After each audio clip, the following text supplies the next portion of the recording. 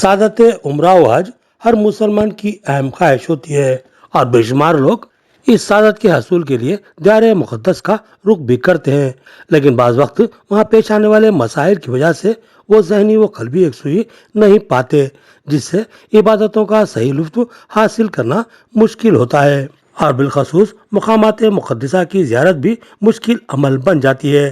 لہذا حج بالخصوص عمرہ کے لیے جانے والے احباب ایسی ایجنسیوں یا ٹریولز کی تلاش میں رہتے ہیں جو ان کو مناسب سہولتیں فراہم کرتے ہوئے عمرے کی سعادت حاصل کرنے میں تعاون کر سکیں۔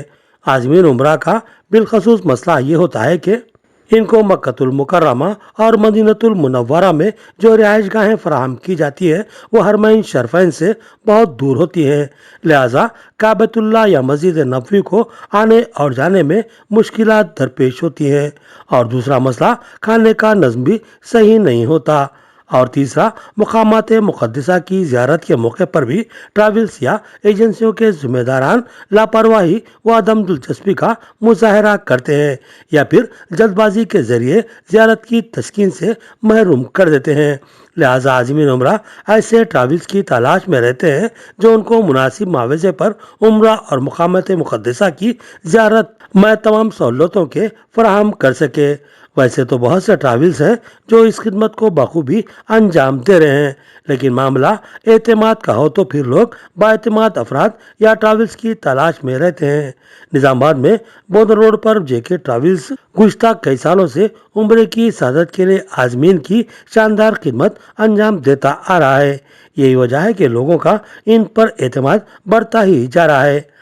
اب جے کے ٹور اینڈ ٹریولز کے ذریعے سعادت عمرہ کے خواہش مند احباب کی بڑی تعداد میں روانگی کا سلسلہ مسلسل جاری ہے اور اس میں دن بدن اضافہ ہوتا جا رہا ہے۔ بودر روڈ پر اولڈ زمزم ہوٹل سے متصل جے کے ٹور اینڈ ٹریولز کے مالک محمد منظور شہر کے بااعتماد افراد میں شامل ہیں۔ کل رات 10 دسمبر کو بھی بعد نماز مغرب ایک بہت بڑا قافلہ ان کے پاس سے روانہ ہوا۔ اس قافلے میں جملہ 121 عازمین عمرہ شامل تھے۔ عازمین عمرہ کی روانگی کے لیے ایک شاندار روح پرور پروگرام ترتیب دیا گیا، جس میں عازمین عمرہ اور ان کے افراد خاندان کے علاوہ معززین شہر کی بہت بڑی تعداد نے شرکت کی۔ نظام آباد ضلع حج کمیٹی کے صدر مولانا اسماعیل عارفی اور وسیم احمد خان بھی خصوصی طور پر اس متبرک قافلے کی روانگی کے پروگرام میں شریک تھے۔ عازمین عمرہ کے قافلے کو ہری جھنڈی دکھا کر تلبیہ کی گونج میں روانہ کیا گیا۔ اس وقت ماحول سیر انگیز نظر آ رہا تھا۔ فرزندان توحید کی بہت بڑی تعداد نے عازمین عمرہ کو مبارکباد دی اور دیار مقدس میں دعاؤں کی درخواست کی۔ فرما لیجیے، اے اللہ یہ مبارک اے اللہ مقدس بندے آپ کے مقدس سفر پر آپ کے مقدس اے اللہ گھر پر آ رہے ہیں، یہ اللہ یہ آپ کے مہمان ہیں، اے اللہ ان کی بہترین میزبانی فرمائیے، اے اللہ ان کے غائبانہ میں ان کی گھر آنے کے اسباب مہیا فرمائیے، سفر آسان فرما دیجیے۔ یہاں جتنے احباب بیٹھے ہوئے ہیں سب کی دعاؤں کو قبول فرما لیجیے۔ اے اللہ جن بھائی بہنوں نے ہاتھ اٹھائے ہوئے ہیں سب کے اٹھے ہوئے ہاتھوں کو قبول فرما لیجیے۔ اے اللہ بن مانگے عطا فرمانے والے ہیں، مانگنے سے آپ خوش ہوتے ہیں۔ اے اللہ ہم نے جو کچھ مانگا ہے اپنی حیثیت سے ہم نے مانگا ہے، اے اللہ آپ اپنے شان کریمی سے ہم سب کو عطا فرما دیجیے۔ اے اللہ حضرت کی نسبت سے یہ سب لوگ سفر کر رہے ہیں، اے اللہ حضرت کی بھی عمر میں صحت و برکت نصیب فرمائیے، اے اللہ سارے قافلے والوں کی حفاظت فرمائیے، اے اللہ ہر شرور سے ہر فتن سے اے اللہ ان سب کی حفاظت فرمائیے، سفر کی تھکاوٹوں سے ان کی حفاظت فرمائیے، اے اللہ غائبانہ ان کی مدد فرمائیے، اے اللہ آپ کفیل بن جائیے، اے اللہ بہترین میزبانی ان کی فرمائیے، اے اللہ جو مانگا ہے عطا فرما دیجیے، جو مانگنے سے رہ گیا ہے اپنی شان کریمی سے ہم سب کو عطا فرما دیجیے۔ اللہم انا نسألک من خیر ما سألک منہ نبیک وحبیبک محمد صلی اللہ علیہ وسلم ونعوذ بک من شر ما استعاذک منہ نبیک محمد صلی اللہ علیہ وسلم انت المستعان وعلیک البلاغ ولا حول ولا قوة الا باللہ رضی اللہ عنا محمد صلی اللہ علیہ وسلم ما هو آلہ آمین برحمتک یا ارحم الراحمین۔ بسم اللہ الرحمن الرحیم۔ انشاءاللہ ابھی دعا ہوگی، دعا کے بعد ہم لوگ نکلیں گے۔